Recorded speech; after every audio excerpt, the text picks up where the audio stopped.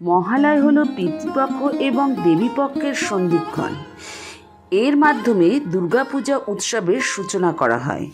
দেবী দুর্গা এই দিন পৃথিবীতে অবতরণ করেছিলেন বলে বিশ্বাস করা হয়। বাঙালিরা ঐতিহ্যগতভাবে দেবীর মাহাত্ম্য শাস্ত্র থেকে স্তোত্র পাঠ করতে মহালয়ের দিন ভোরবেলা ঘুম থেকে ওঠে।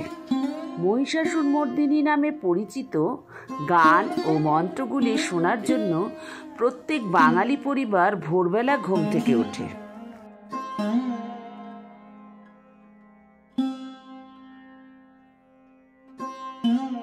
শাস্ত্রমতে মহালয়া হচ্ছে একটি অমাবস্যা তিথি। এই তিথিতে সাধারণত পিতৃপুরুষের শ্রাদ্ধ তর্পণ করা হয়।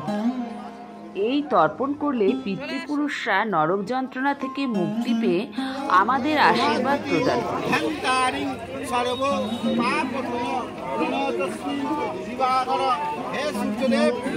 আমাদের এই কর্মে যদি কোনো ভুল কিছু হয়ে থাকে তুমি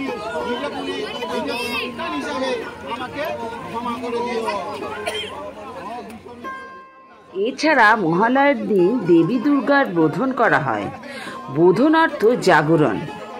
তাই মহালয়ের পর দেবী পক্ষের বা শুক্লাপক্ষের প্রতিপদের ঘট বসিয়ে শারদীয়া দুর্গাপূজার সূচনা করা হয়। মহালয়া কি শুভ না অশুভ, এই নিয়ে বিতর্ক আছে বিস্তর। কিছু কিছু পণ্ডিতদের মতে মহালয়া হলো অমাবস্যার তিথি এবং পিতৃপক্ষের শেষ হয় পূর্বপুরুষদের শ্রাদ্ধ তর্পণের মাধ্যমে। তাই দিনটি ঠিক শুভ বলে বিবেচনা করা হয় না। অন্যদিকে এই দিনই দেবীপক্ষের শুরু। মহালয়া অর্থাৎ মহান যে দেবী মা দুর্গা দুর্গতি নাশিনী, তাকে নিজ পিতৃগৃহে বা আলয়ে অর্থাৎ মর্তলোকে আহ্বান করা হয়। তাই দিনটি অত্যন্ত শুভ বলে বিবেচিত হয়। এই বছর 2024 সালে মহালয়া তিথিটি পড়েছে 2রা অক্টোবর, বাংলার 15ই আশ্বিন 1431 বঙ্গাব্দে। আর মূল পর্বের পুজো শুরু হচ্ছে 9ই অক্টোবর মহাষষ্ঠীর দিন থেকে।